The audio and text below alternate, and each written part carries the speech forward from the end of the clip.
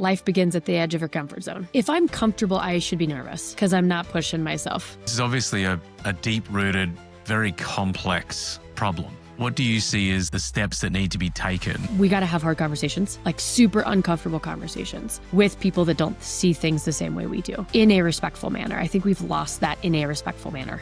Following a hard conversation, there has to be an action. Like, what's next for both of you? For so long, I wanted to show women that what they think is impossible is actually possible. Constantly tell myself just one step at a time, one day at a time. Sometimes it feels like 1 hour at a time because you could just be in it so deep. Somebody said, well, how do you keep showing up? I was like, because I told you I would. And that's important to me. Integrity.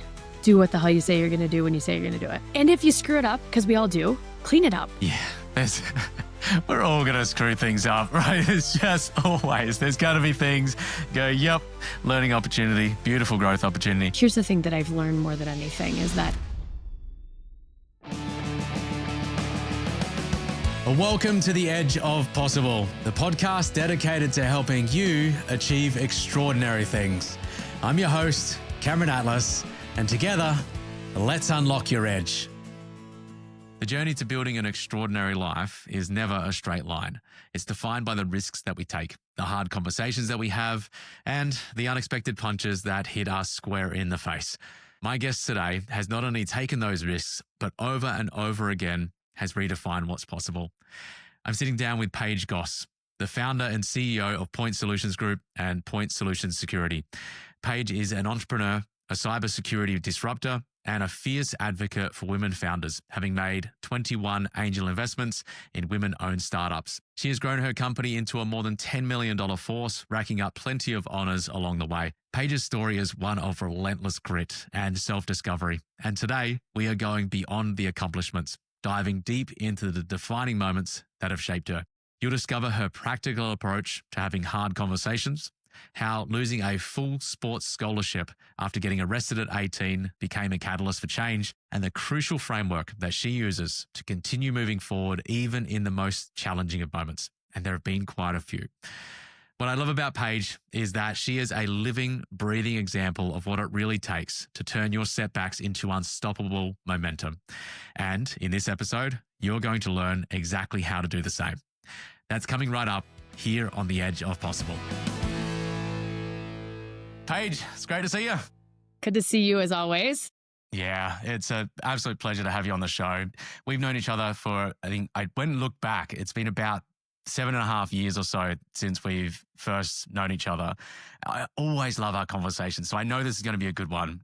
You've gone on to build a very successful multi-million-dollar company, and it's been incredibly inspiring to witness your growth, your dedication, but I know that it hasn't been easy. And we'll obviously dive deep into some of those big moments that have occurred over the years as we go through today.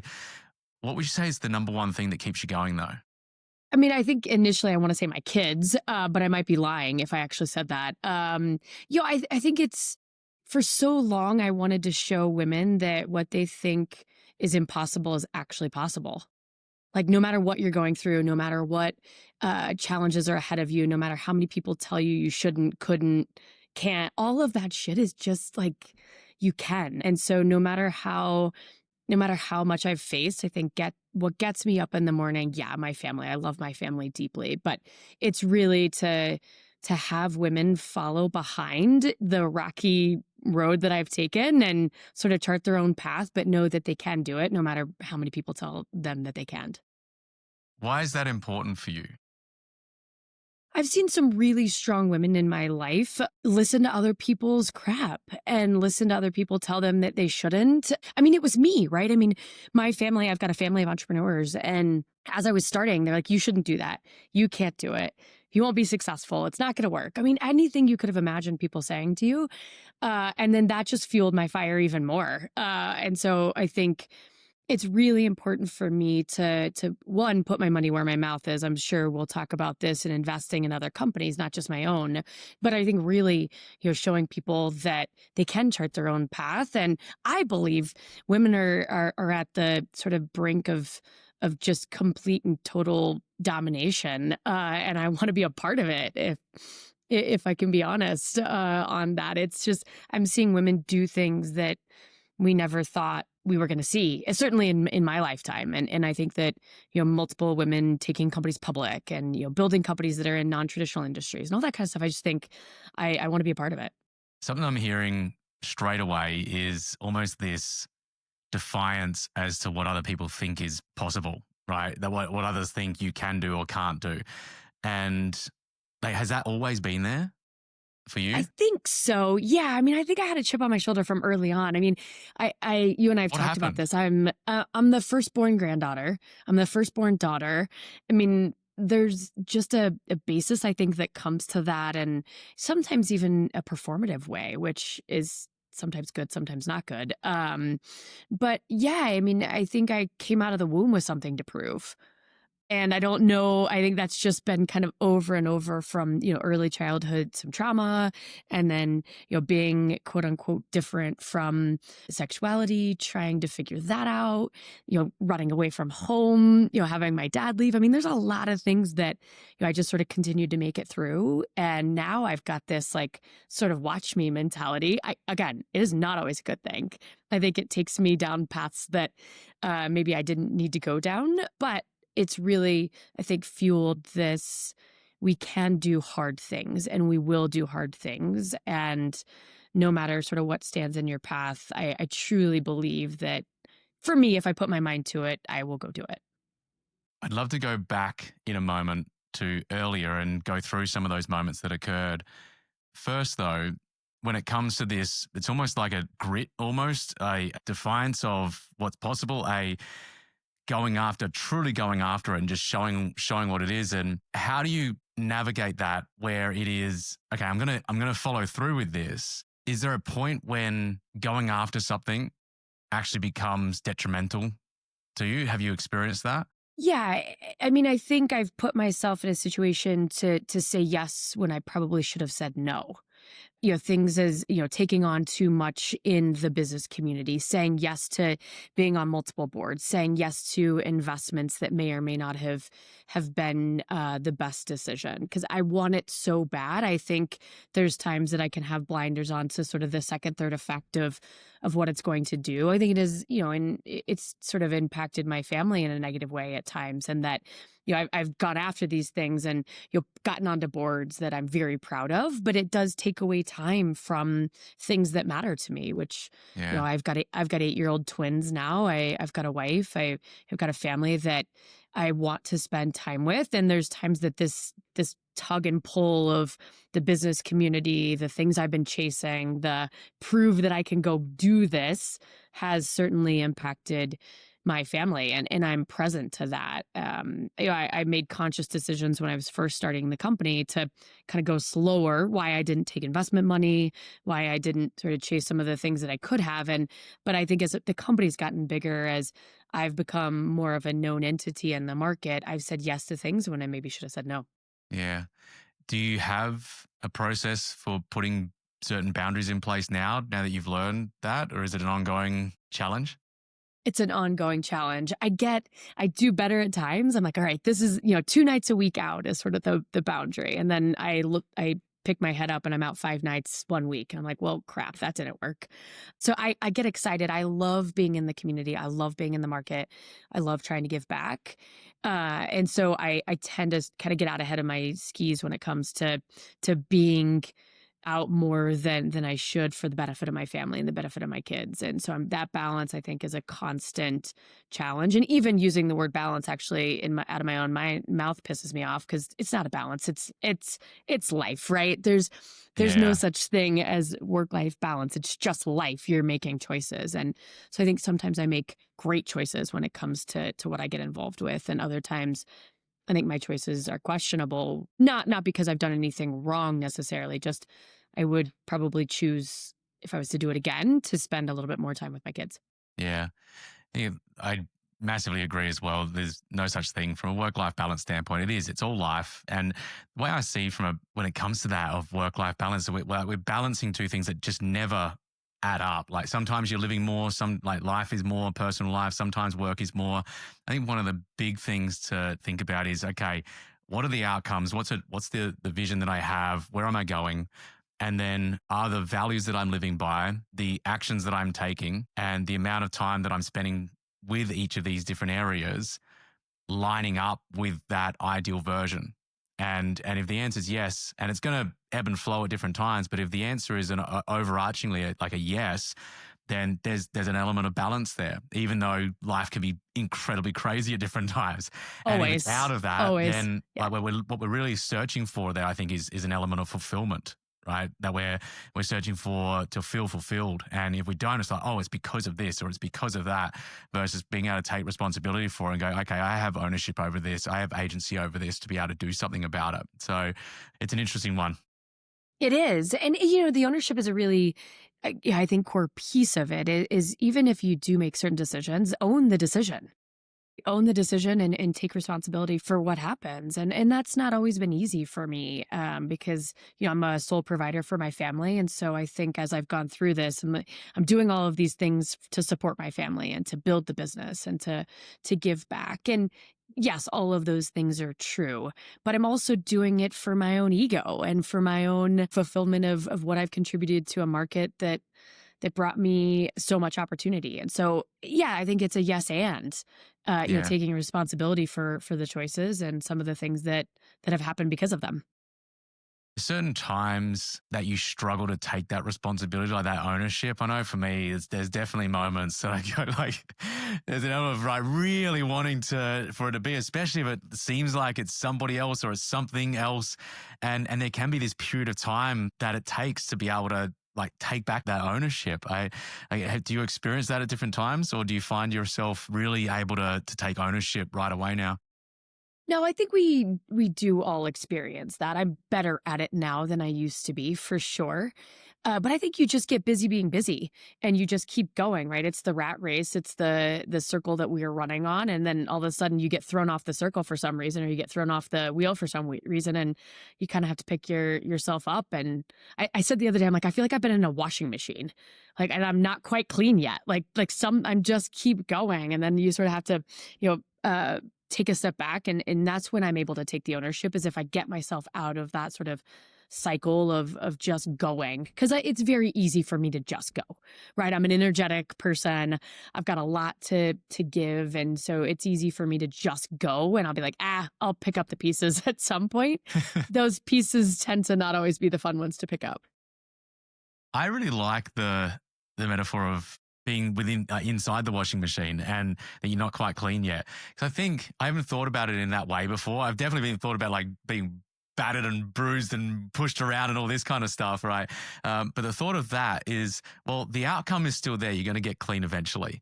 But then what happens is then you go and wear the clothes and the clothes get Yep. dirty again, right? Yep. And it's just this ongoing evolution of clean your clothes, getting dirty again, clean your clothes, getting dirty again, and then being, washed around and moved around and pushed and pulled in all these different directions, and slowly but surely finding your way out. For those that are listening, what would you say to those that are in it right now? What are some of the big things that they could be thinking about? They're in it, it feels like it's being thrown in all these different directions and they're just struggling. Yeah, I think for me, it's remembering who I am. It's remembering the things that matter most to me. I think it's also, or where are you trying to go, and not trying to just fly to the end, right? We all know, I think, that it's the journey that makes this beautiful.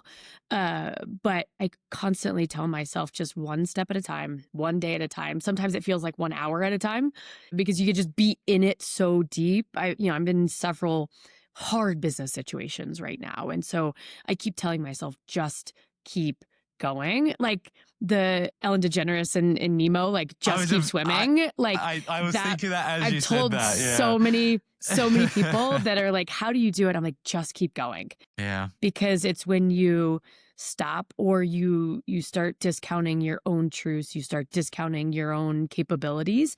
I think that's when a lot of people really struggle. And I've been there, I don't think I can make it out of this. I don't think I'm going to get through. And then Yeah. you sort of just literally one step at a time, and one email at a time, however you want to look at it. But I think the more we can continue to push ourselves in that direction, the better we all end up being.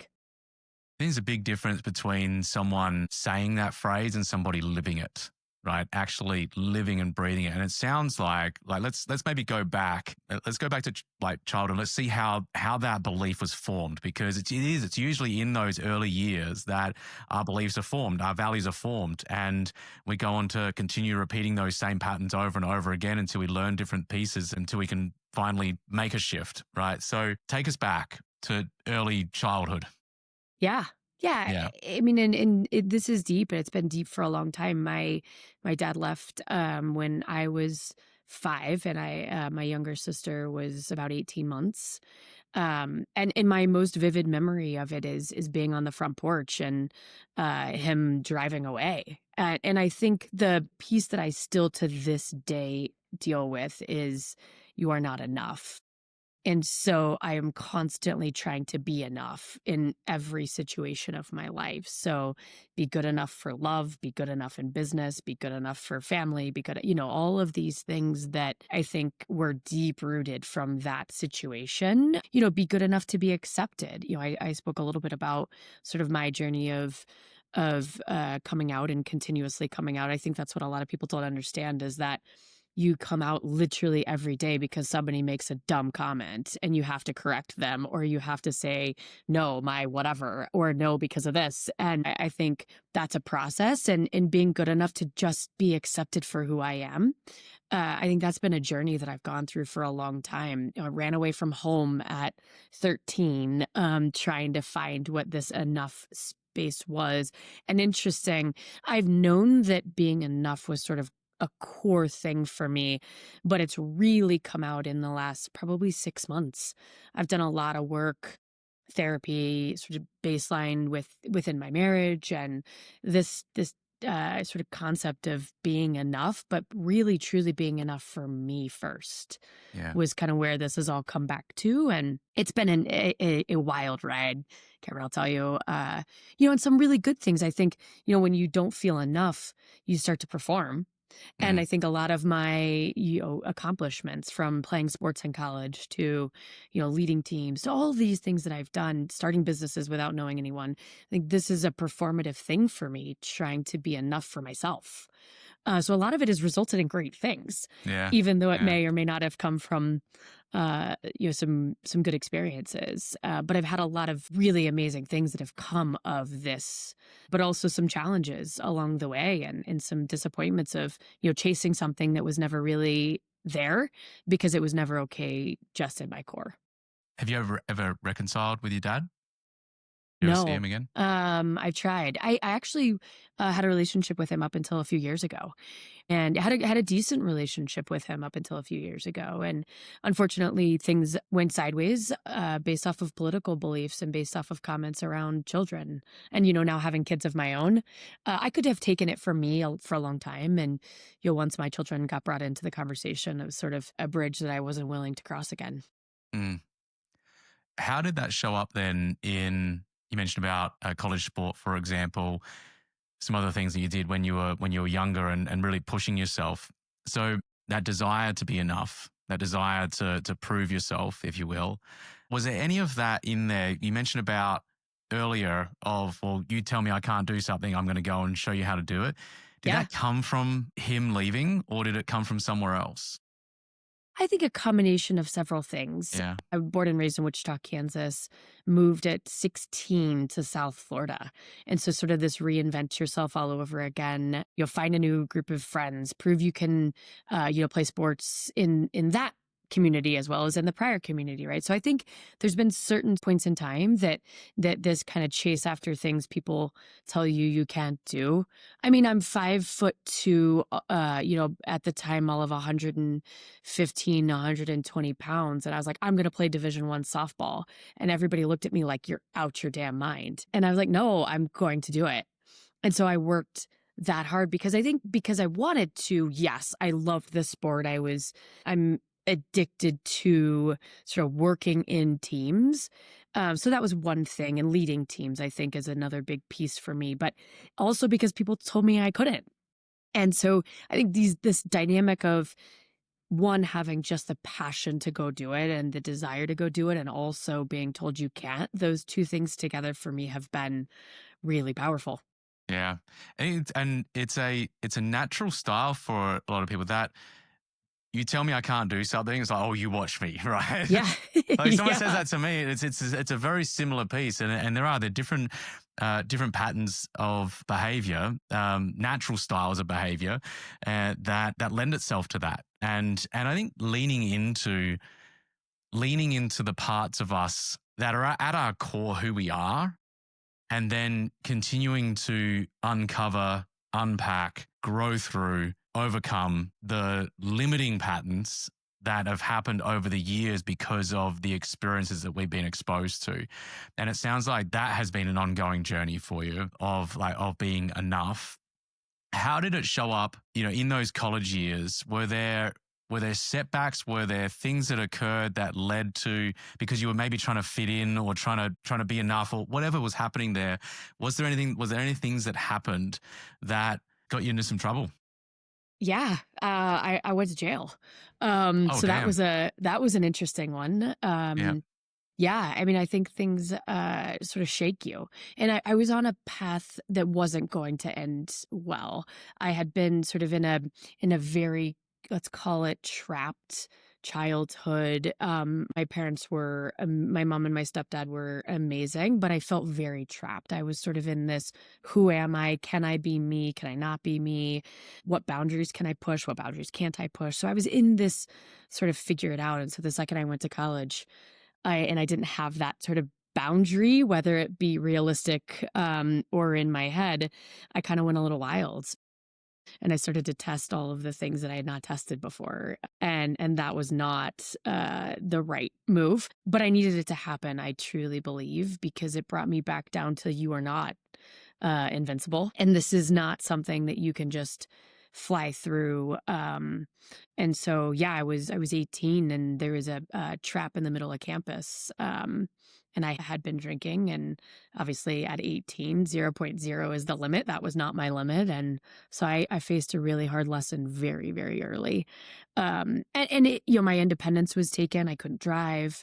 I was riding my bike. I was kicked off the team in which I just got a scholarship to be on. I was a starter. I mean, you name it. I was living the high life. From the outside looking in, from the inside out, I was so challenged and struggling royally. And I think that was sort of what had shifted, a big shift in my life around getting back on your feet. But that, again, Cameron, was a prove it stance, right? Prove that I can get back on the team, prove that I'm worthy of the scholarship, prove that I can be a leader.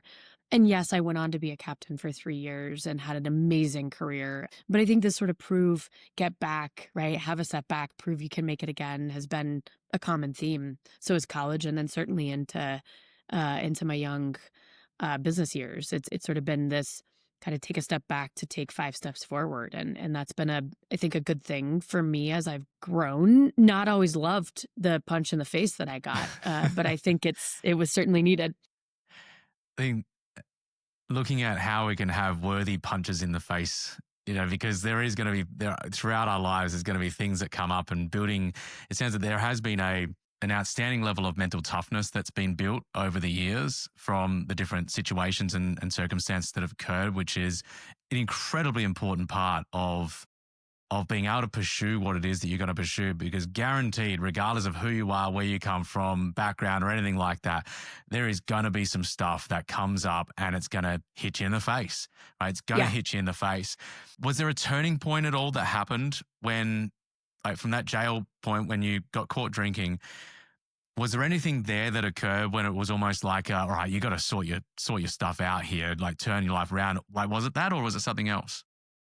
Yeah, I mean, I think it was you need to look at life in a different way. Yeah. You need to look at the possibilities, at what you're just striving for. And I've still kind of had that challenge over times of like, what am I doing this for, and where am I going? And I think that was one of them. Coming into the business world, and sort of in a way going backwards into the closet, right? I had been out in college, and then when I was coming into the business world, I was given these, sort of blockers of, you can't be you and be successful in the business world. You can't be you and be good in sales. You can't, all of these things. So I sort of went What backwards. year was that? What year was that? That would have been 2007. Okay. Yeah. So I graduated college in 2007.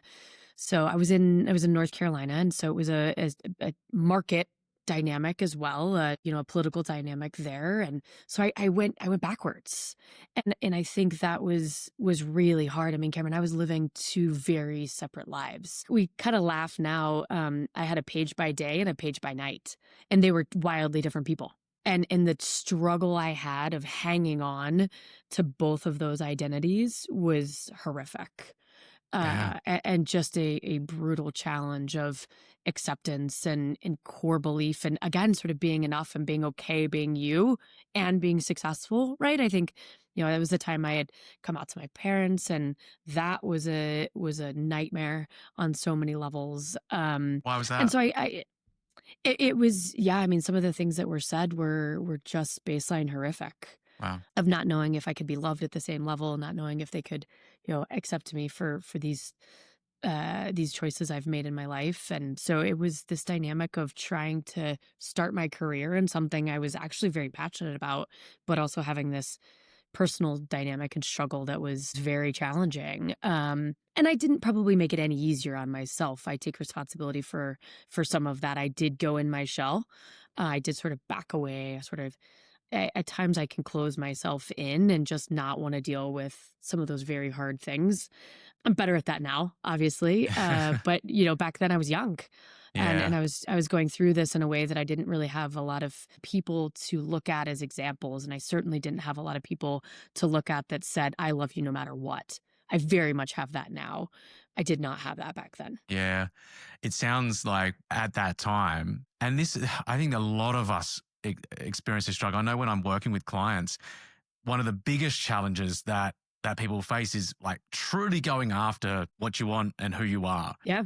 And usually there's going to be a voice of somebody well-intentioned, that's trying to keep you safe. But in trying to keep you safe, in trying to say, well, this, we know what's best for you, is very much holding us back from moving into that next level. So it takes an incredible amount of courage for that. And I can only imagine back then, and not having the awareness that you do now, of the need to prove that you're enough, but then in trying to be the authentic version of yourself, the truest version of yourself, then having something shared that, oh, this is not enough.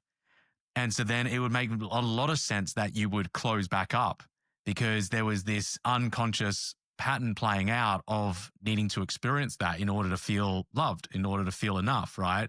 Yep. And yeah, I can only imagine what that must have been to go through. Was there a time that, or did it happen over time?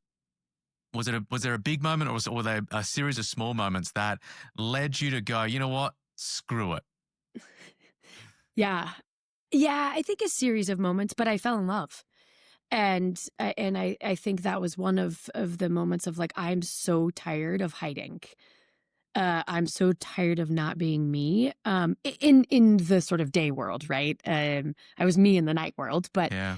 in the day world, and yeah, I fell in love, and I was like, this is just who I am, and I need to lean in. And my thinking at the time is, I had sort of shot up in my career really fast. Like, I've been managing people since I was 22.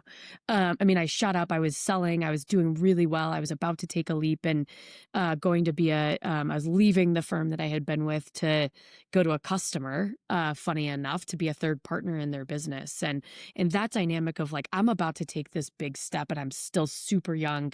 I'm ready to be me. And so I came out to some people at work, and they were like, yeah, duh. And I was like, ah, shit, really? And they're like, we were just waiting for you. And I was like, that's when I realized, like, so much of this is within us. Yeah. That like we need to be comfortable in chasing these things, no matter what it is, right? And it was even me for being comfortable to go after being a partner at 24 years, 25 years old. And I think these things are really dynamic. So there was a few things, right? I was about to take a big leap. I had fallen in love, and I think all these things sort of combined were like, I'm just gonna go for it. But I will tell you that those times, I think, shaped so much of who I am today, and my sort of like not giving a fuck along the way. Yeah. And at the same time, bringing people along with me that whether it was being, coming out or anything that was quote unquote different, I allowed people the space to be different. And that I still get chills thinking about some of the things that people would tell me that they had never told anybody in the business world, because I was all of a sudden sort of a safe space because I had taken the leap in being vulnerable in those moments. And so, yeah, it was really dynamic and interesting at all of 25, 26 years old. Yeah. What I love about that, so many things. One in particular is that you mentioned earlier of not having models for success, like models Yeah, for being your own version of self. For you to be that version now, I think one is what partly what drives you. I know it definitely drives me as well, of being a living, breathing example of it, because one of those things is that you never know what somebody else is going through who's having that challenge totally. of, Totally. oh, I don't know about this, I don't know about that. And they could see something or experience something or notice you doing something. You can be that model for others, where all of a sudden the very things, and this is what I find as well, the very things that people try to tear you down for can actually be the very things that inspire people the most. When Because what's I agree really completely. going on, what's really going on is that they are scared to make their own leap. They are scared to challenge their own beliefs. They are scared of making a change, right? And as a result, it's much easier. It's much easier to tear someone else down or say you can't do something or this or that to something external to you, because all of a sudden you don't have to take responsibility for it. You don't have to make a change. You don't have to do anything about it. You don't have to challenge your own beliefs. And instead, like that, eventually though, if you just continue being that over and over and over again, I've seen this happen on multiple occasions, Yeah. is that eventually it can absolutely be the thing that inspires people the most in the long term. And it seems like that has been the experience for you. Absolutely. And that's, I think, why I am so vulnerable in the spaces where people are not normally vulnerable. Yeah. And that's been, I think, now I'm so much more comfortable with who I am and what I stand for. I speak on stages often around these topics, and I say the things that everybody's thinking and won't say out loud. Like, those are the things that come out of my mouth. And some of it's good. And some of it I'm like, wow, why did I say that one? But I think owning that space is important. And I learned the start of it then, back when I was 25 and met my now wife. And so I think, there's these dynamics and things that shift in you of just, leaning into who you truly are and then experiencing whatever happens from that point forward. Yeah. So talking from a business standpoint, I think this would be good for us to go through here as well. When did you go from employed to self-employed to running a business to starting a business, starting your own company? What was that? Was there a big leap involved with that? Did something happen? How did that come about? Yeah, huge leap. So I had been with an organization I was with initially early on in my career, and then I had left for a year and come back. And when I came back to the organization, we were ready to grow, like really, truly ready to grow. And I think a lot of companies say that, but this organization was actually living it. And the CEO had since I left the first time, had basically called me every month saying, when are you coming back? When are you coming back? When are you coming back? And finally I said, okay, I'm coming back. And he said, all right, I want you to help me take this company from that time, probably about 10 million. When I joined, initially we were about 1 million to 100 million. That was our goal. And then I said, okay, what does that look like? And he's like, I don't have a clue, but we'll figure it out together. And so over the next, what ended up being 10 years, we grew from 10 million to ultimately 160 million in revenue. We had launched offices all around the country, including Canada. And at that point, I was running basically everything outside of sales and delivery. So operations, finance, legal, HR, etc. And that journey was so powerful in my life because I got to do so many things that I would have never experienced being in a large corporation. From who he said, what does this look like? And both of us were like, we don't have a clue. And we were building as we were going. And I learned so much about leadership. I learned so much about business and dynamics and made lots of mistakes along the way.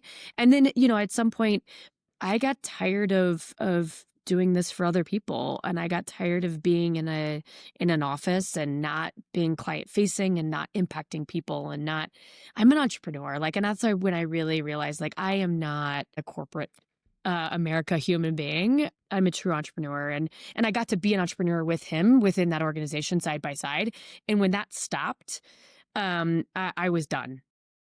And there's lots of other dynamics that happened from the leadership team and where I felt I fit, sort of going back to being enough. I was the only female on the leadership team. And there were lots of dynamics there that were challenging. But really at the core, I was ready to go do this on my own. And that was 2015.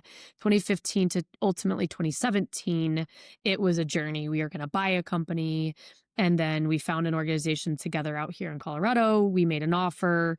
The deal blew up at the last minute. And so, I will say the defining moment in my life that really pushed me was I looked at my wife and I said, if I start my own company, what do we have to lose? And her answer was everything, and we'll rebuild. Oh, And so I literally 23 days later started the company on paper.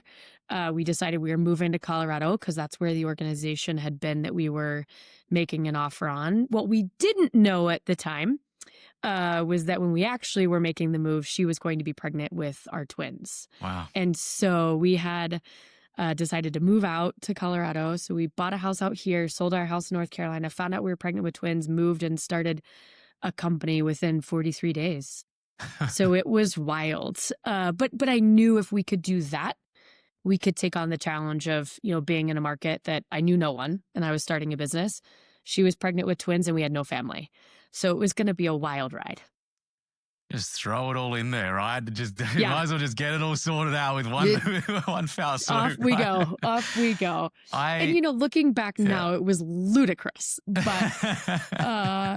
here we are. There are certain moments in our lives, aren't there? I think there definitely is. There's been a number of them in mine where if I had all of the information that I have now, I would have never done it. Would I No actually way. have done it? Because there's part of you that kind of, I don't know, I've had this experience before where I think about, I really wish, I knew how it was going to work out. And then I go, you know what? Maybe not.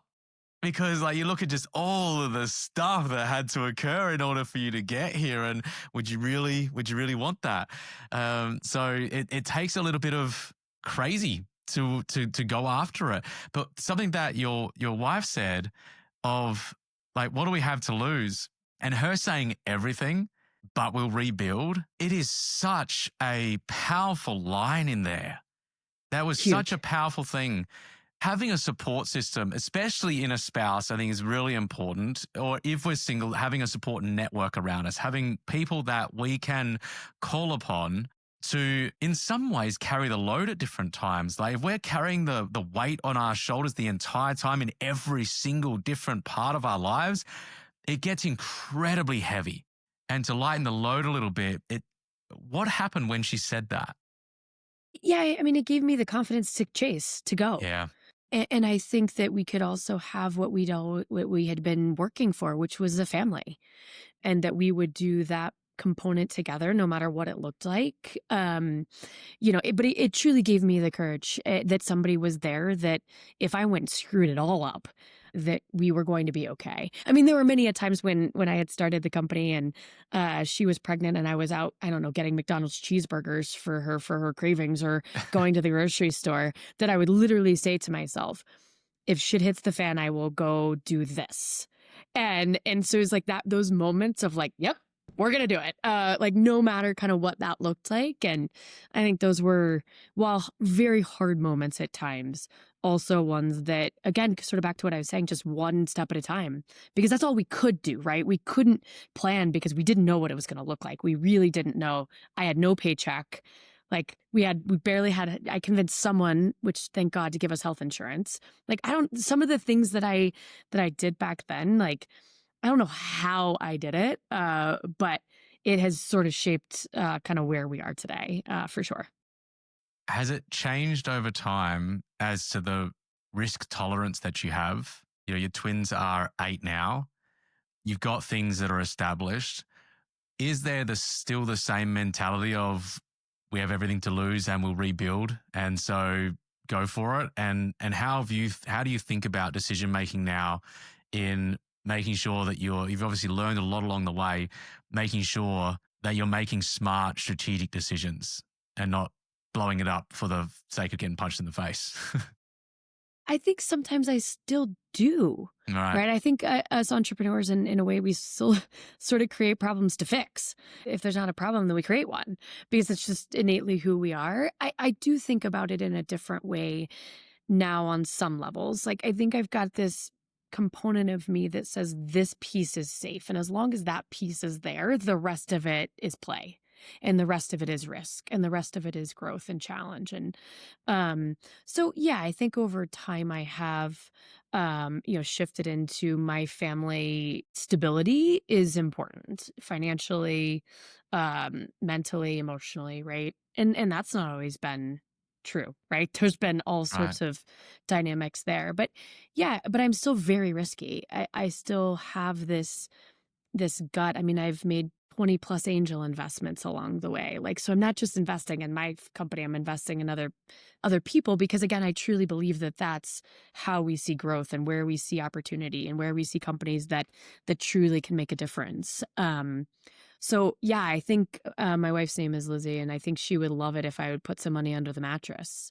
But I'm really like, yeah, but what if? What if? So there's still a dynamic there, and I don't know if there ever, as long as I'm in a position that I can, which is a very privileged position, I recognize that. If I'm in a position that I can, I think I probably will. Let's talk about maybe the last 5 or 6 years then. Has there been moments of risk that have resulted in setbacks? Yeah, huge. So, I mentioned in 2017 we started the company. Yeah. And I started with a hope and a dream and a laptop is sort of what I say. And that hope and a dream and a laptop changed really quickly. I mean, I made decisions early on that have changed the trajectory of the business in ways and changed the trajectory of my life. I went through some ebbs and flows between 2017 and 2019. 2020 was the biggest defining moment of or year of my life, and not because of COVID. Yes, How so? COVID impacted, but I had an opportunity to buy a company early on in 2020, and from the end of 2019 into 2020, I had approached my business partner, silent business partner, but one that had allowed me to sort of take the leap to buy him out, and that went as far sideways as I could have ever imagined. So far sideways that we could have lost our home, we could have lost the businesses. I lost one of my best friends in him. We have never spoken since then outside of attorneys. Wow. What Just happened? dynamic. I had offered to buy him out, and he had different ideas of what this looked like and the value of the business, and his need from a financial standpoint was so far apart that I didn't know if we would ever get there. And ultimately I took the hit. I took the hit financially, in a massive way. I think still to this day, that decision has shaped how I've run the business. I've got so much debt that decision has handcuffed me in lots and lots of ways on what I can and can't do with the business.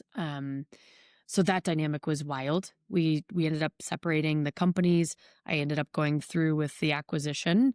Looking back, that was a crazy decision to do in the middle of COVID.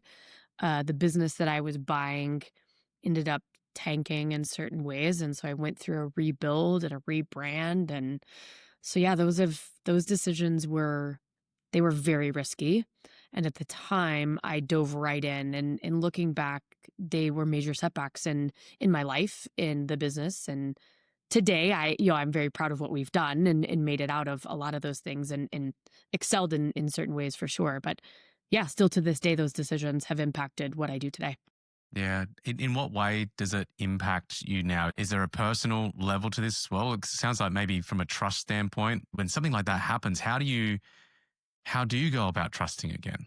I've messed it up 3 times since then. I thought I was ready. I've brought people in that I trusted and that it has ultimately continued to backfire on me financially, and people wanting financially something from me, just like he did, and not being true to just doing it together and trusting that the end result would take care of itself. So I've not done a great job of it. I've closed off 2 business partners almost exclusively Yeah. because it's gone wrong twice now. It's very personal, Cameron. For me, I am not in business to make millions of dollars, to make all the I'm in business to make an impact. And so when it's constantly back in my face about the money component of this, yes, we all want to make money to take care of families, to invest, to do good in the world. But for me, I would much rather not make the money and have other people chase dreams and go for things than to make the money myself. And so to have that money component be in my face all the time is deep and super personal and very, very challenging. I write a check every month to sort of both of these side, and I'm 5 years in, and I've paid a lot of money to other people with very little influence on the greater market, and that drives me crazy. Yeah. It's a tough one to be going through. And when you're in it, it's tough to navigate, right? It is tough to navigate, and they're big dollars. I mean, the Yeah. the amount of money between both of my organizations is, I mean, it's close to $300,000 a year. So like these are not small amounts of money that we're talking about covering from a business standpoint. And so, kind of back to my earlier just keep swimming, it's just keep going, because every month that goes by that I pay more down, I'm closer and closer to not having to have that on my, on my back or in the back of my head. And I think I'll make decisions, not think, I do make decisions that are to ensure that I can keep going versus some that I would probably naturally go more forward in. I would lean more into. I've sort of taken that risk, back to your question. I've taken that risk a little bit back within the business than I would have traditionally in order to keep going and to sustain, right? My job now is Yeah. to keep the businesses going. How do you go about trusting then when there's impact that you're wanting to see in other people, there's dreams you want to see fulfilled? How do you go about working through that trust, if you will, and trusting people and where you dedicate your time towards, maybe what boundaries you put in place, while at the same time inspiring people and to follow their dreams and go after it? And like, do those two collide at different times? And if so, how? They do collide. I think it's just, for me, it's being vulnerable and real. I have this in the back of my mind trust challenge, and that I'm working through. And I think the more I talk about it and the more we take steps to achieving that, the better it gets. A- And also, I want to go, right? I want to inspire and I want to do things together. And I love working and investing in other women and trying to go there together. I truly believe we're better together than we are independent, which is why I've tried business partners so many damn times and now failed. Um, but yeah, I think there's this dynamic and a tug and pull of like, I have, to be honest, it's my wife that's like, do they actually want something from you? Is it genuine? Like she's there sort of, I want to protect you from being taken advantage of. And this other one is me of like, no, it's great. We're going to do it. And so now that dynamic, I think still is very real and in one that I'm conscious of the tug and pull that I have every day within both businesses, right? I've got a defense contractor that has been sort of the core of the company for 8 years. And I'm struggling now with trusting where our country is going at times and like what that's going to look like within my own business. And then I've got a cyber firm that I've got a leadership team that's amazing. And I did the biggest move in backing myself out and trusting that the team would do it and hiring salespeople and a VP, and that's gone great. Right. Yeah. So I've got this still tug and pull even between my own 2 businesses that are constantly dynamic and shifting.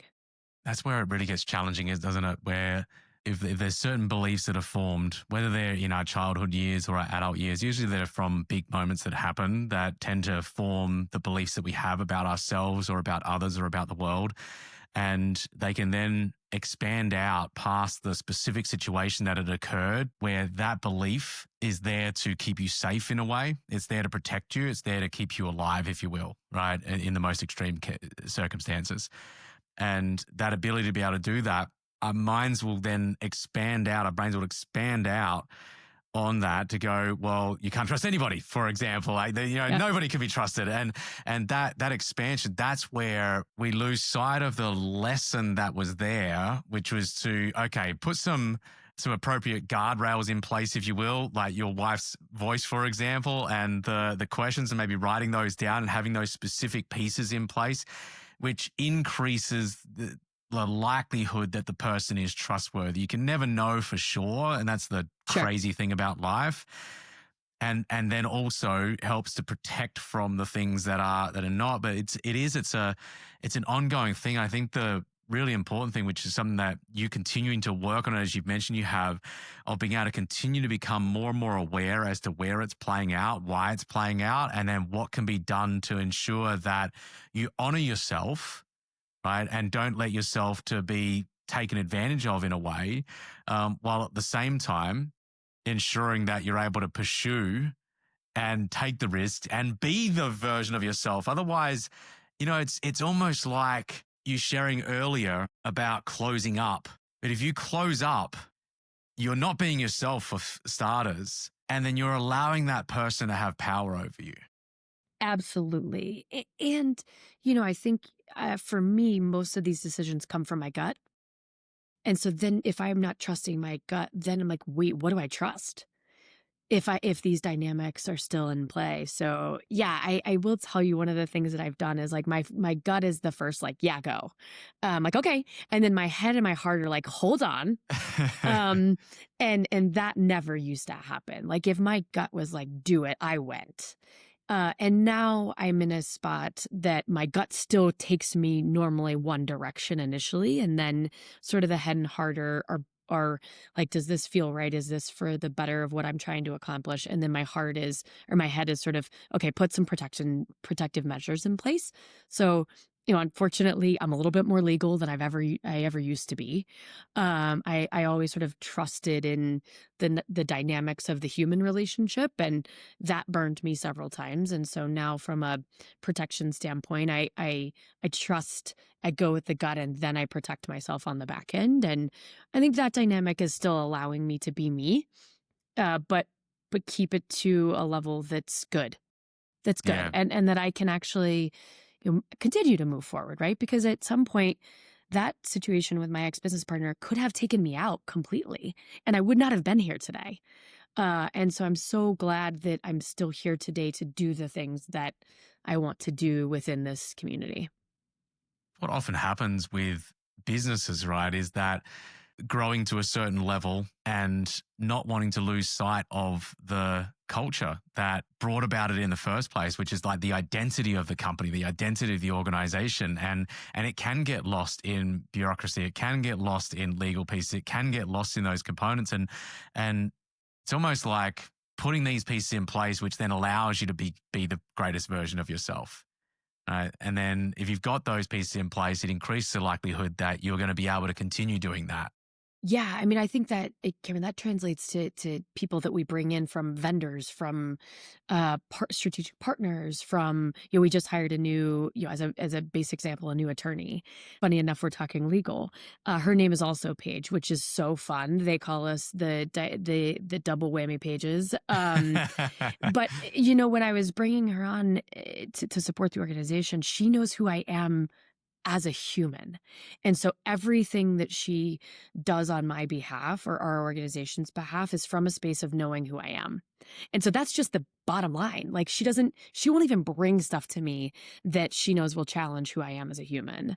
And so that's been really fun. We brought on a new marketing company. Like they took who we are as an organization and actually expanded on it. I was shocked. Most people try to sort of bring us back down because we were very bold in our brand and our mission, and they ran with it. And I was like, okay, they get us. Like they get us, but right, they're showing their expertise. And I think those things are critical across the board when you're growing a company, when you're growing a community, when you're volunteering, like any of that. I think you got to have sort of the people that get you, and then let them run. Having people in your corner is incredibly important. And So again, I've built such an amazing community here. I yeah, agree. I agree completely. yeah. That again, it's the element of lightening the load. Otherwise, you're having to constantly think about every single thing, and you become a massive bottleneck as a result. And it is going to stunt your growth at some point in time, whether it's personally or professionally. There's going to be a stunting of growth that occurs if you need to control everything. Yeah. Yeah. Yeah. That's hard as an entrepreneur. That's really, really hard. And it's an ongoing battle, right? And that's where the ability to be able to delegate isn't just handing something over to somebody. It's being able to hand it over in a way where they understand what they're doing, why they're doing, how to go about it, what they should, what they shouldn't do, like, and then the continual growth of that as to what they did well, what they didn't do well, what they should be doing differently, what support do they need. Like, there's so many pieces that go into it to ensure that the appropriate delegation actually occurs.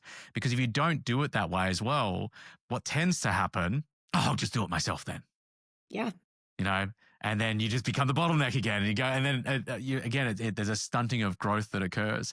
Is there anything that you would do differently, or what would you do differently if you had your time again with your ex-business partner? How would have you made the decision differently? For those listening who are maybe going through something right now, or making a decision about which direction to go in, how would have you made that decision differently? Were there some certain signs along the way? Let's talk a bit about that. Yeah, there were tons of signs. I've thought about this a lot, and I don't think I would do anything different because I wouldn't be here today. But the lessons I've learned are big and Yeah. real. And I think that his sort of in the company's support. So the way it would ultimately happen was I had a deferred compensation package with my prior company, and that's who I worked for, the owner of the company, and that's who was going to be my business partner. And so he had advanced my deferred comp that allowed me to do this with a little bit of money to put into the business and not pay myself for 15 months. So that point in time of him agreeing to do that put me on this trajectory. And so I don't think I would do anything different from that because I wouldn't be talking to you today. What I had learned and what I have learned in the most real way is expectations matter, and they matter deeply. What are you trying to do? What is the other person trying to accomplish? Like those core expectations, I had an expectation that I thought he understood. And I think he had an expectation that he thought I understood that was never spoken, that came back to bite us in the biggest way. So that's one. The second is, fortunately or unfortunately, legal matters. And when you think that somebody has your best interest, you need to have your best interest when it comes to that. I'm in the middle of a situation right now with one of my best friends, and I've invested in her organization, and she has a business partner, and she never expected it to go sideways, and it is blowing up in her face. I wish I would have told her earlier on that this was a possibility and to protect herself on so many levels. So I've learned that. I think the second is finding the person that complements you in a way that is innately valuable versus, what I did was we were way too much alike. That was a challenge. And I think the other thing that I would have done different, Cameron, is I would have had the guts to have harder conversations earlier on. I didn't have the guts. I just, in the back of my mind, I was like, it's going to all be okay. It's going to all be okay. And I needed to have a lot more hard conversations a lot more often. And I've Yeah. learned that now. Like that was a hard thing for me. I wanted to trust that people would just continue to do right. And that is not the case, unfortunately. And having those hard conversations allows people to continue to do right. I didn't have those hard conversations, and it's still a lesson learned on my side today. Like I want to believe that it'll work itself out without the hard conversation, and very rarely is that true. Yeah. Well, you're having there's some outstanding lessons for one. not having those hard conversations is providing an environment for the behavior that is currently in existence to continue. Absolutely. And if they're rocking and rolling, that's a great place to be, right? And if they're not, the behavior has the potential to continue on. Yeah.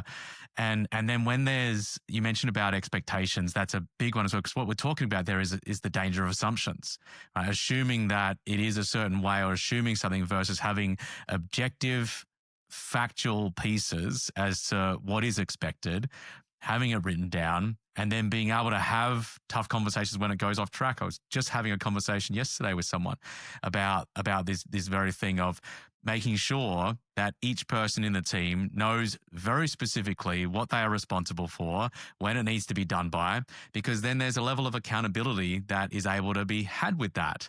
And if there's not the accountability, I think that's where one part of leadership, and a big part of leadership, is getting more out of the person than they would have gotten out of themselves. And our ability to do that is to hold them to a higher standard than they would have held themselves to. Otherwise, they're going to get the result elsewhere. And so the ability to be able to do that is partly baked in with the hard conversations and and having those written expectations down and knowing exactly what it is that you're aiming to achieve and how you're going to go about that, what they're responsible for. And then as you go through having those tough conversations, ensuring that you're doing it in a way that provides them the opportunity to shift, to grow, to evolve, and also provides a way out if it's not a fit. Yeah, and I think that's where I've learned a lot of hard lessons in leadership. Yeah. Is saying to people, and I mean it. If you don't want to be here, I want you to go be successful elsewhere. I made too many assumptions of what was or wasn't with certain people, and as you're exactly right. Expectations to assumptions, and I've always said, assuming makes an ass of you and me. And yet still to this day I do it. And so breaking my own patterns of my innate love and belief of humans, but also recognizing I'm not micromanaging. I'm not coming over the top. I'm leading and managing as I see fit to grow the organization and to support human growth.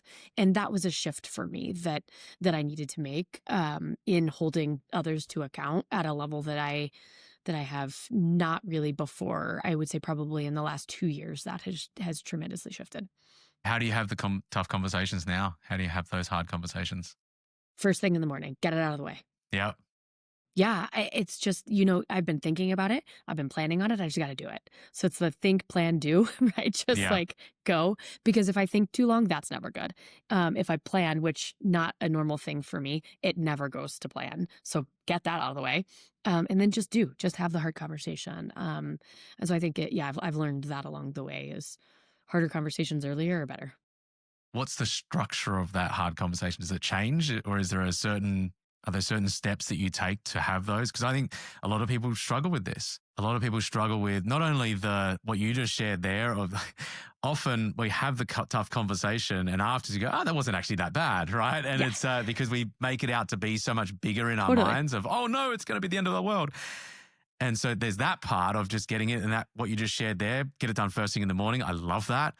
And then there's the actual doing of it, because you can make a mess of it if you haven't had practice in this. So how do you go about ensuring that you don't make a mess of it and you have the tough conversation in a way that they feel respected, but honors your boundaries and your standards at the same time? I've learned to ask questions first. Like that tends to be a really good starting point. What are some examples? Just where are you today? How are you feeling? Are you in a space that you feel like you're accomplishing what you want to accomplish? I tell our sales team this all the time. Questions are 10 times more powerful than statements. And if we show up and throw up, which is what most salespeople do, it is the biggest missed opportunity, I believe. I think it's the same thing in hard conversations. Asking a question, because then you're coming at this from a space of understanding versus of assuming. I think sort of what we're talking about. And most of the time, the person's going to tell you exactly what you're going to tell them. And it's no longer a hard conversation. This just happened a week and a half ago with one of my leaders.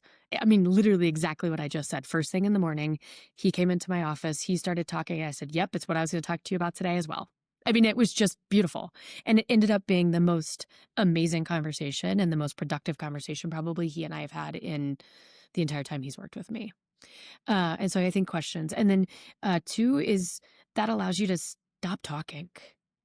I think a lot of times in hard conversations, we try to over explain, we try to over we try to over support, or I think less is more in hard conversations, 9 times out of 10.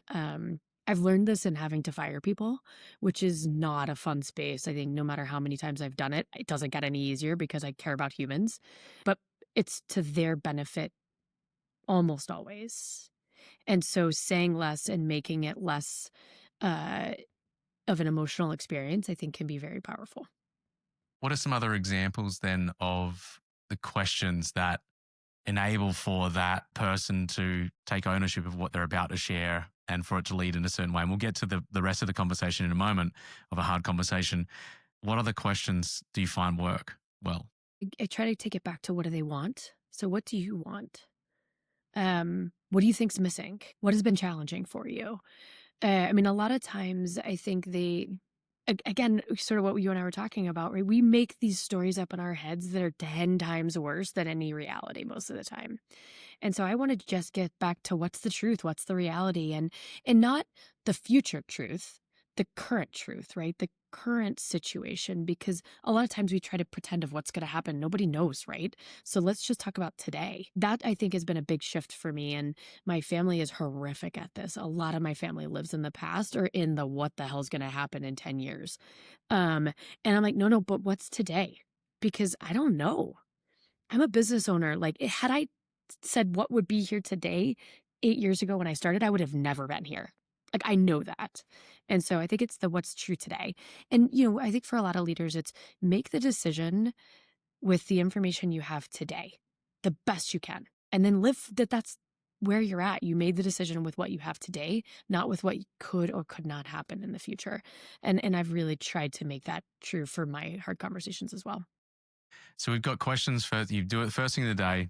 There's questions that are you're asking questions to be curious about why things are the way they are, why things aren't the way that you want them to be. Would that be fair? Absolutely. And then as they share, how do we go about then ensuring that there is a level of responsibility taken and accountability for what comes next? Because something has to change, right? There's a hard conversation because something has to be different to the way that it is currently. How does it then lead to something being different? I think it's the question of what has to change for this to go in the direction we both want. Great What do one. I need to do? What do you need to do? How does this shift occur? And then how do we know it's actually happening, right? So what are then the things that we need to check in on to know that this is true? And then at times, as a leader, you just have to make a decision. And that, we could dance all we want, but at some point the song ends and we've got to make a decision. And that analogy came out of nowhere, but I like it. I'm going to use that moving forward. But you just have to, right? You have to make a decision. And so I think you can have the conversation. And then if you truly believe that what they will do to change, what you will hold them accountable to do to change, if that's true, great, go do it. If it's not, then there's a different decision and a different path. And then I think here's the thing that I've learned more than anything is that following a hard conversation, there has to be an action. Like, what's next for both of you? So the hard conversation with the individual I was talking about, I said, okay, you need to go think over the next 3 business days, what does this look like for you? Here's what it looks like for me. Here's the opportunities. Here's the challenges.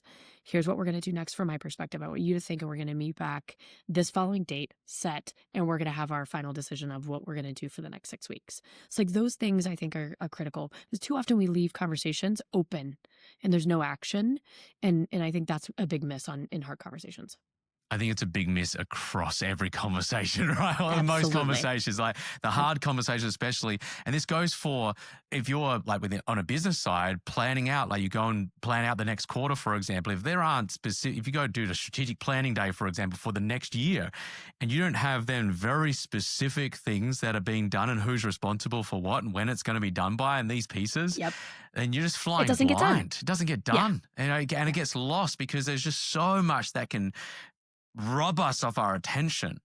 and our ability to be incredibly intentional about who we are, where we're going, why we're going there, and then what are we specifically doing to get there, is incredibly important. And then especially as these tough conversations, I kind of like to think about it as like if you're driving a ship along, and if you're able to just turn the steering wheel like 1%, 2%, you kind of be able to keep steering along, right? If it gets so far off track, like you've seen the ships coming in a little bit too fast to the shore, and like Yep. damage happens, right? Because there's Yep. so much momentum heading in a certain direction, because you haven't had the hard conversations that have needed to have happened along the way, that you've gotten so many degrees off track that it has to take a massive transformation rather than a small tweak. And it's a massive difference between tweaks and transformations. There are time and a place for a transformation to occur. There's going to be things that happen in our lives and in our businesses and in our relationships that require a monumental shift. Like we've all had them in our lives at different times. And I think there's so many big moments that didn't necessarily need to happen as a big moment because we didn't do the 1%, 2%, 5% shifts along the way. Agree. And I think the 1, 2, 5, we make a bigger deal. We think that they're going to be 25 or 30, and they're not. Yeah. And then so therefore we're like, oh, a 30%, I can't deal with that right now. Where it's really not a 30. I mean, these are the things that I've learned, and like, no, just and I think what's made me be able to do what I do today, Karen, is that I have taken advantage of every opportunity presented to me. I put myself in a position to take advantage of opportunities. And if I ignore these hard conversations, those opportunities are lost. I like that. That's a great reframe. For those listening, that's a great if you're struggling to have the hard conversation, you got to reframe it as something along the lines of, by avoiding this conversation, I'm avoiding future opportunities for myself, or something along those lines. And that is, it's so true. Like we can all, I think, find moments where we've had a certain conversation and it's resulted in something. Absolutely. I know we've spoken previously off of this show about you being in business and there being certain biases when it comes to being a woman, and a woman in business, a successful woman in business, and a woman in business in general, right? What have you noticed that has, you mentioned that you started out, I think it was about 2007. Have you noticed things shift? What do you notice? And what have been some moments that have maybe have you questioned whether we're making the progress that we really need to make? There's lots of shifts that I've experienced in the last, I don't even want to admit it, 18 years, which is just gross to say out loud. There's absolutely, there are shifts. We've seen shifts in the number of women that start businesses. We've seen shifts in the number of women that take executives roles. We've seen a shift in the political position of women. And so absolutely. But there's still extreme challenges across the board. So the number of women that ever make over $1 million is abysmal. It's like 2% of women that start their companies. The actual amount of venture capital or private equity money that goes to women founders is, I think, still less than 3% of all venture capital money. And so that bias is there, and the expectation of what women are capable of is wildly misrepresented and not in a good spot today. And that has ebb and flowed for sure. But I'll be real in that this last, probably year has been some of the most challenging conversations I've had being a women-owned business and being a small business and being an LGBTQ run company. January, February, March were some of the hardest 3 months that I've had in a very long time. I had people come to me and say things like, I love you, but this administration doesn't care about women-owned businesses. This administration doesn't care about small businesses. I'm going big business. I'm out. We had a mass exodus of primarily men in higher level roles for us, and to nothing that we had done, to nothing that changed within the organization. I've had people say, I know you, I love you, but, and you're like, what does the but mean? I've had people ask, I think Karen, you and I shared this. I walked into a bank to get financing, and they said, "When's your husband going to be here?" I was like, "Never. I don't have Um, one." When did that happen? What year was that? That would have been in 2019. Wow. 2019. I mean, I was in a situation where we were going to get a company car, and our COO at the time was going, and they said, "Well, when's the business owner going to show up?" And they're staring right at me, Wow. and I was like, I'm here." So I think there's still lots of pieces to this dynamic, which is again why I'm bullish around investing in women businesses, putting women on stages, talking about amazing business owners. And, and I can't wait for a day that there's a award given to just the best CEO, not the Yeah. best female Yeah. CEO, because we're, I believe, still not there Yeah. to where it's just that we're all seen as amazing CEOs, not that we just happen to be women. This is obviously a deep-rooted, very complex problem. What do you see as the steps that need to be taken in order for this to be solved? What has to happen for us to get there? Think two things. We got to have hard conversations. Back to our point earlier, and uncomfortable conversations, like super uncomfortable conversations with people that don't see things the same way we do, in a respectful manner. I think we've lost that in a respectful manner. Yeah. People can hide behind a lot today on both sides of this coin, and I think we need to constantly see the things that are different than what we've seen previously. Like I too often talk about, that people are uneducated, and I am not talking about formal education. I'm talking about being educated on what else exists outside of their own space, outside of their own community, outside of their own world. I think now, especially with social media and media in general, and we're fed the same shit over and over and over, no matter what way we think, and that does not allow for different opinions, exposure, education, awareness. And I think that's what we need more than anything to have this shift, an incremental shift, right? Although I would want it to be, to our point earlier, monumental. That's not reality. We need the 1 to 5 degree shifts that to ultimately have my kids and their children have the world look different than what it does today. There's a real challenge in this, isn't there? I've thought about this a lot in so many different areas of our existence as a species, and the different tools and technologies that are here at our disposal now. The business models are set up to reinforce our biases. Absolutely. Right. So when it comes to social media, for example, right, it's the same as like if you're going to a restaurant, they're going to serve you up the food that's going to get you to come back. Right. And so I get it. And if it's going to continue reinforcing our biases, because that's a natural state of the business model, it's to, have you continue going back and utilize the product, utilize the service. That's good business at the end of the day. Absolutely. From that standpoint.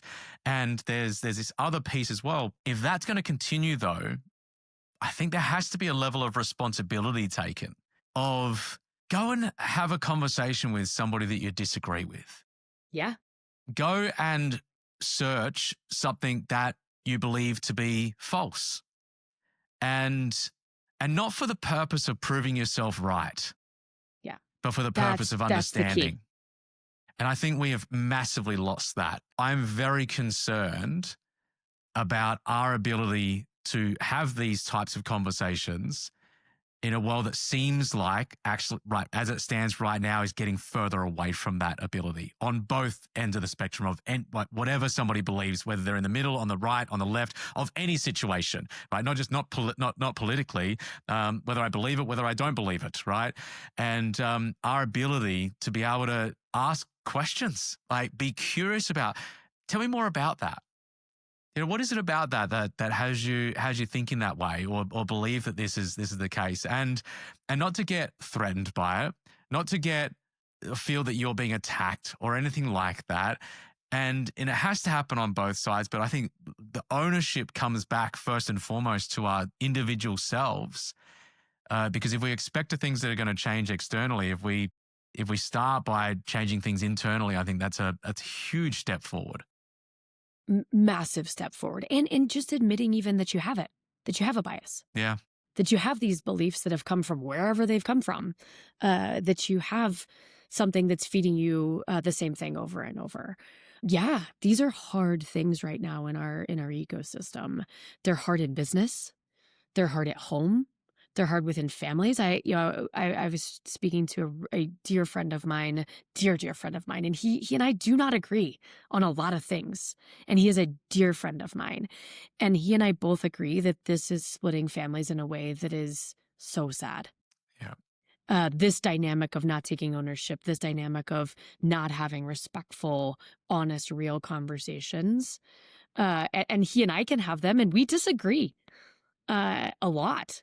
And so I think that that's what we need. But at the end of the day, we both respect each other as humans.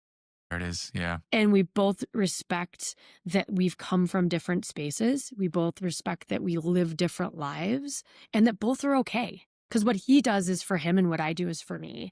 And those, I think, that has been lost.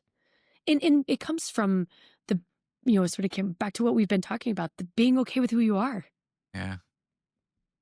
Yeah. And being open about who you are and having other people not be okay with that.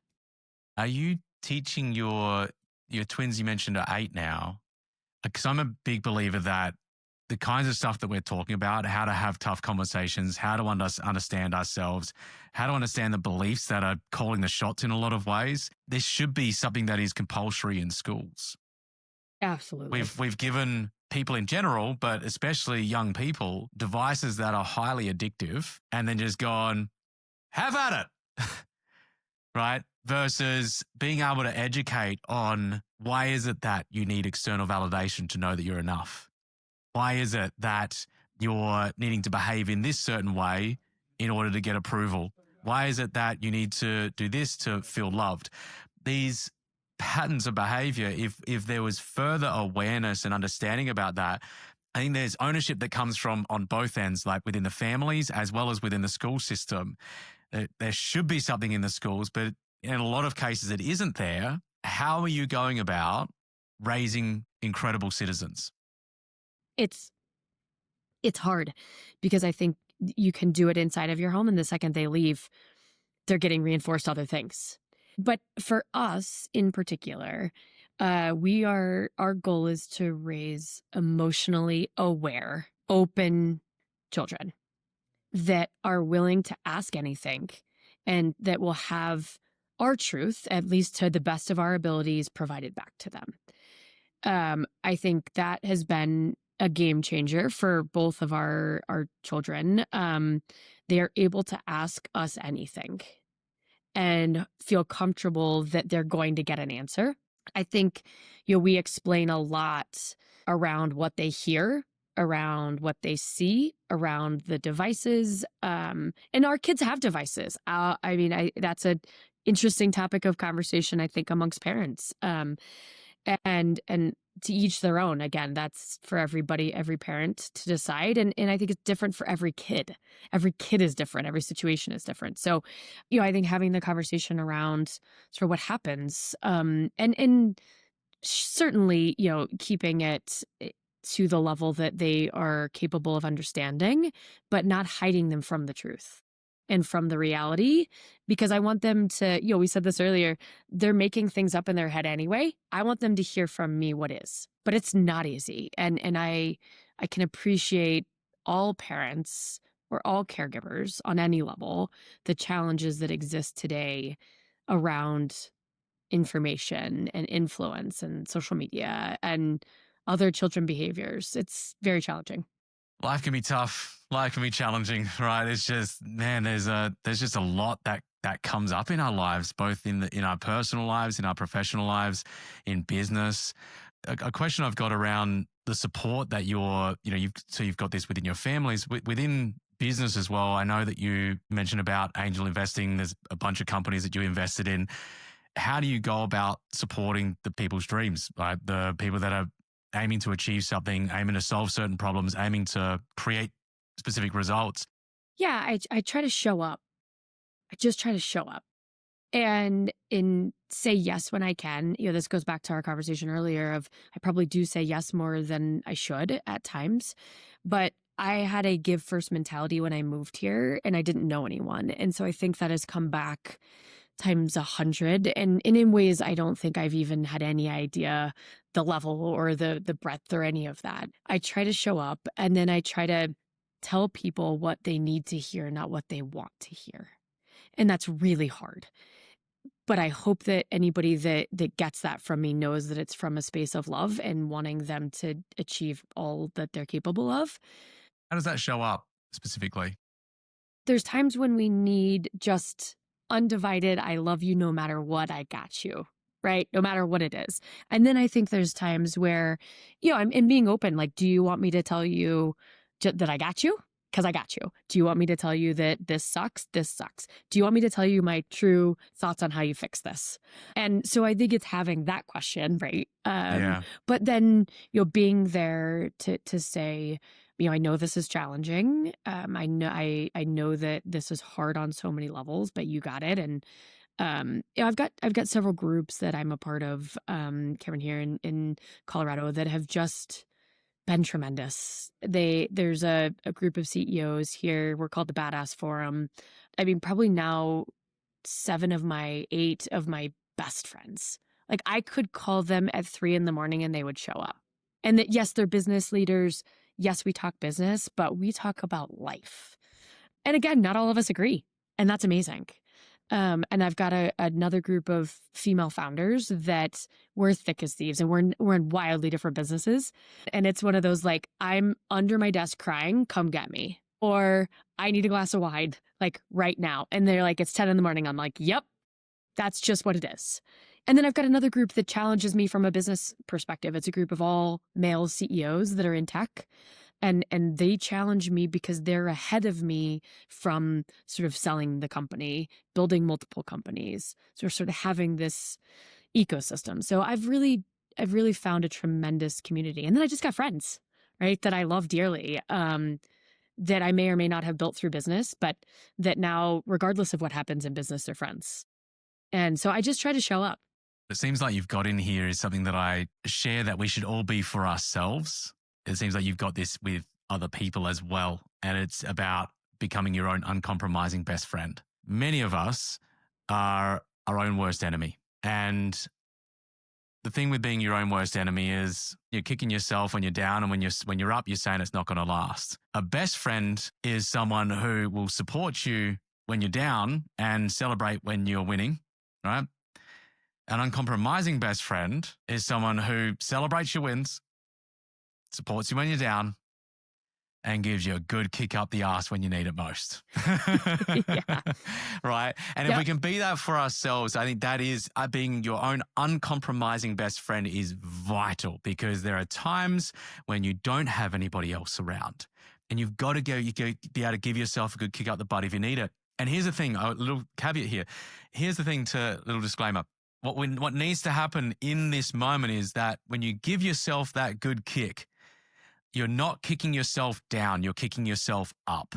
Right? The kicking yourself down can be putting yourself down in these detrimental pieces that actually pushes you down further. The kick up, the way I like to do it, is saying, come on, man, you're better than this. You know it. Step up. Let's go. You got this. Right. And it's a call to become a greater version of yourself. So that, it just reminded me as you were sharing that, it sounds with some of a bunch of different people that you have in your life now, which is fantastic that you've got this.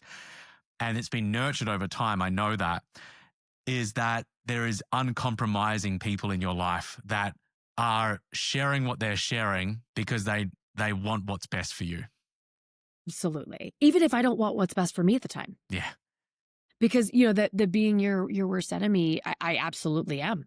That is a challenge I am working on every day is, goes back to being enough for me, liking me, being cool with who I am and having it, but also recognizing we're all not perfect and we have those moments and self-talk gets out of control.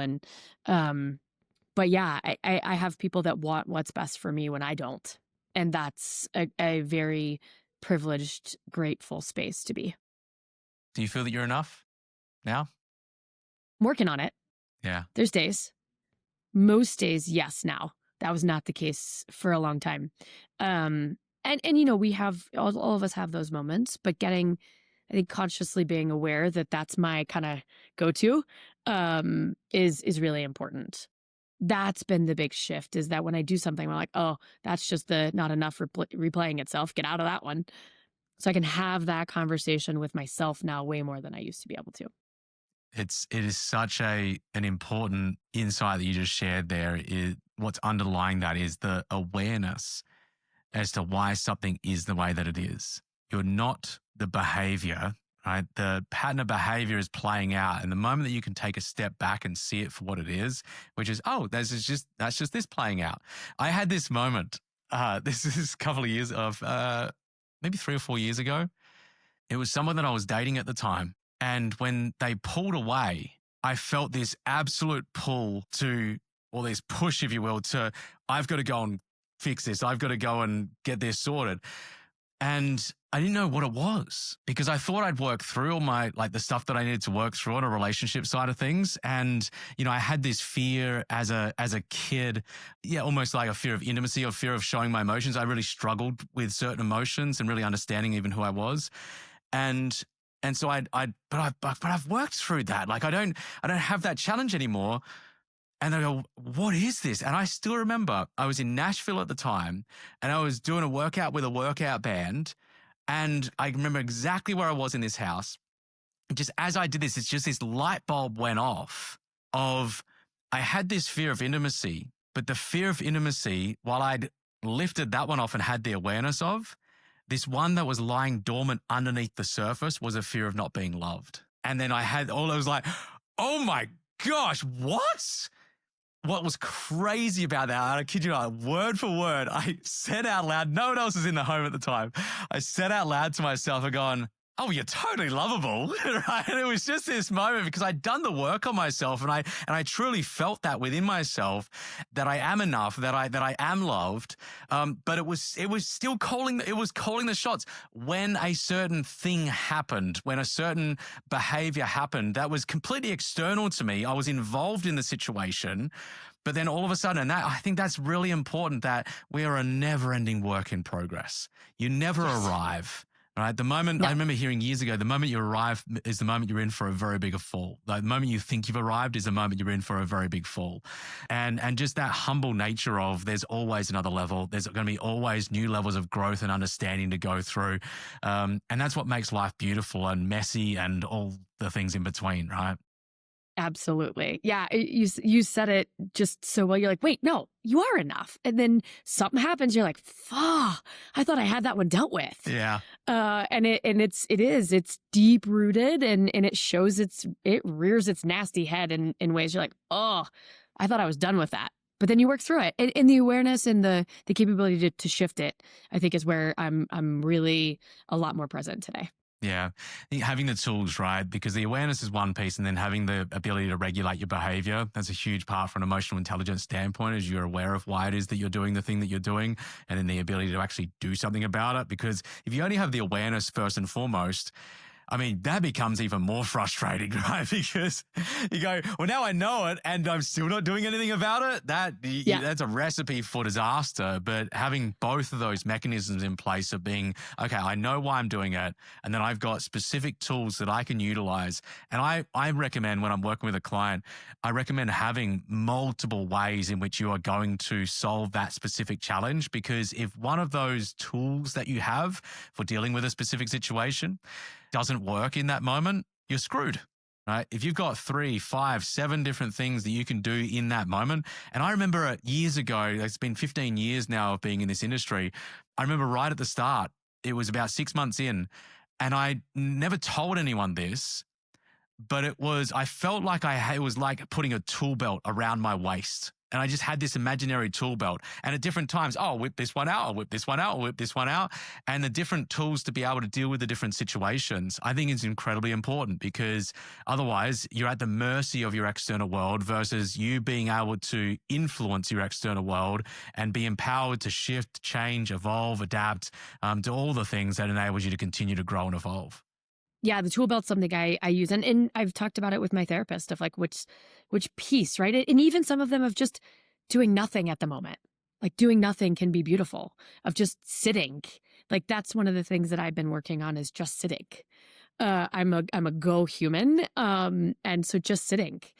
And that's been a really key piece to me continuing to build my tool set is just being able to sit. Silence tends to speak to us, but only if we're quiet enough to listen, right? Yes. There's certain things that come up, whatever your beliefs are around that, whether it's coming from your brain or it's coming from something external to you, there's something about that silence. And, there was a song that I wrote a number of years ago that has the words in it, clarity comes from not knowing at first. All in time, my friend. And it's just this nature of you don't have to have it all figured out immediately, right away. There's lessons to be learned. There's new understanding to be had. There's things that need to be learned along the way in order for you to truly get the lesson out of it that enables you to grow and come out the other side stronger than before. Yeah, I mean, I think we miss stuff if we try to have it all figured out at the same time. Yeah, massively agree with that. Such a good conversation. We have a rapid fire segment here called Your Edge. You ready for this? I'm ready. All right. What's your number one value and why? Integrity. Do what the hell you say you're going to do when you say you're going to do it. Why is that I important think to do? I think it goes back to the basis of just being you in the moment and doing, being true to your word. I've had so many people that have gone against that. And so it's deep. Somebody said, well, how do you keep showing up? I was like, because I told you I would. And that's important to me. It's so good. I think just being that living and breathing example of what you continue to preach, if you will, and being a demonstration of that that's the building of character. Of knowing that this is where trust is built as well, because it is, I know that person is going to show up in that way, not because I believe it, but because I've seen it over and over and over and over again. And there's something really beautiful about that, of being somebody in somebody else's life, whether it's professionally or personally, where they have full faith that you're going to be showing up in the way that you said you're going to do. And you said you're going to show up as. And if you screw it up, because we all do, clean it up, right? Clean it up. Admit that was out of integrity. Admit that you didn't do what you said you were going to do. Yeah. Like that's, I think, as important, if not more, than doing it in the first place. Yeah. We're all going to screw things up, right? Always. There's got to be things go, yep, learning opportunity, beautiful growth opportunity. What about a core belief that's really shaped who you've become? Life begins at the edge of your comfort zone. Oh. You know what's crazy is that when I first went into my first training from a coaching training point of view was back in late 2010. And the consultant who sold the program to me when we're on the phone sent me a card and it had that quote on it, that exact quote. And I've lived that in every aspect of my life. Yeah. It's continued to show up over and over for me. It's incredibly important to do as the world continues to change at such a rapid rate as well. Like that's just this insane amount of change, and the ability to be able to continue growing and evolving out of that is required. Yeah. If I'm comfortable, I should be nervous. Yeah, because I'm not pushing myself.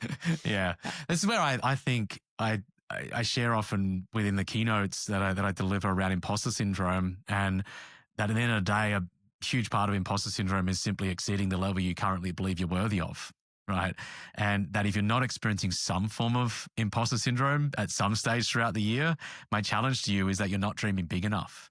Because Totally. there should be stuff that scares the absolute crap out of you that you Yep. go, I don't think I can do this, right? I don't, Yep. like, you know what? I know I can't do this, but then you just go for it and go after it. And then you surprise yourself because you learn, you grow through it and evolve through it. So how about a habit, a ritual or a routine that you can't live without? This is a really interesting one. I'm not a huge habitual ritual person. I think this happens when you're a CEO and you got 8-year-old twins. I will say decorating the Christmas tree with my kids is a non-negotiable every year. I've been doing it forever. Another one around holidays is I've been carving pumpkins since I was 4, and it becomes epic. So if I miss a pumpkin, I won't miss a pumpkin to carve every year, no matter where I'm at in the world. And then really, I think for me, the habit and the space I'm most effective and feel the best in is one with exercise. So no matter how many times I get off track, I always come back to movement. Movement at a base of mental, emotional, and physical health is the space I exist the best in. Yeah, that movement piece is so incredibly important. And it is, people go, oh yeah, it's a basic thing that needs to be done. And that sometimes it is the basics, like getting a quality night's sleep, exercise, water, and great food and these pieces. Like that exercise piece, huge. Those two rituals as well. I can only imagine, you mentioned about the carving the pumpkins since you were 4. I can only imagine in 20, 30, 40 years time and your twins are able to be saying the same thing. There's something really Yeah. beautiful about creating rituals and things where it's something for people to look forward to. It's something that you get to create an experience together. And that's really beautiful. Each year I go back to the farm in Australia and the kids, the nieces and nephews that are on the farm, I surprise them by dressing up in costume. And, just had a call with them about a week or two ago. And they said, what are you coming back this year as Uncle Cam? I don't know if I'm coming back I don't this year. And know. it's just this. And it's like, yeah, I've got that planned out. So I've been like thinking through what is it going to be and how's it going to go. And there's a bit of meaning in that. Like I heard with the two things that you mentioned, the Christmas tree and the carving of the pumpkins, there's a depth to that, I heard. Huge depth. And because it's not just that piece of it, right? It's what it means beyond its family together. It's, the time of reflection. It's the time of, for us, a major time of gratitude and sort of recognizing all of our privilege. So it's deep. It shows up in, these actions. But yeah, there's so much more to it than just those actions. And I have similar things throughout the year, but I think those two really are this is the time for me to take a step back of life and really appreciate being here today. It's so good if the listeners out there take, even if it was just that away, of finding these deep and meaningful experiences that you can bring into your lives on a regular basis, on a consistent basis over year after year after year, because there's those, and be thinking about why are we doing this, and why does it matter? It's very similar, like the example I gave before, as you were with you sharing it, made me think about two of the big reasons of going back and doing that is, one, you're never too old to dress up in costume, right? So it's like there's curiosity that is there. There's A fun, kid in there's all of us. playfulness. There's a kid in all of us. And it's like, never grow old, because I had to learn that lesson of coming back to that. And the other is it takes me 4 flights and more than 30 hours to get back there, right? It's a long journey. And outside of COVID, every single year I've been back there for at least a month. And, since my oldest nephew was born. And one of the things that I aim to instill is that you can follow your dreams and still make time for the people that matter most to you. And so I love the sharing that you had around that and the depth around it and why that's there, because I think that's really important for people to be intentionally thinking about what are we creating within our families and our businesses and our lives, and why, and ensuring that the depth is there to ensure we continue to become the greatest version of ourselves and inspire other people to do the same. No question. Yeah, chase your dreams and love deeply. So good. This has been an outstanding conversation. I knew it was going to be an outstanding conversation. Where should people go to find out more about you? So LinkedIn's a great spot. Paige, Paige, last name Goss, Goss, company's Point Solutions Security. So that's pointsolutions-security.com. Fantastic. Well, it's been great having you on the show. I really appreciate you coming on. Thank you, Cameron. Appreciate it. Yeah. And to the listeners out there, we'll have everything that was mentioned in the show notes linked there, cameronatlas.com/podcast. We have some great new guests coming up. So make sure you hit that follow button, leave a comment. And until next time, go and write the next line in your story. Thanks for tuning in, and we'll see you soon here on The Edge of Possible.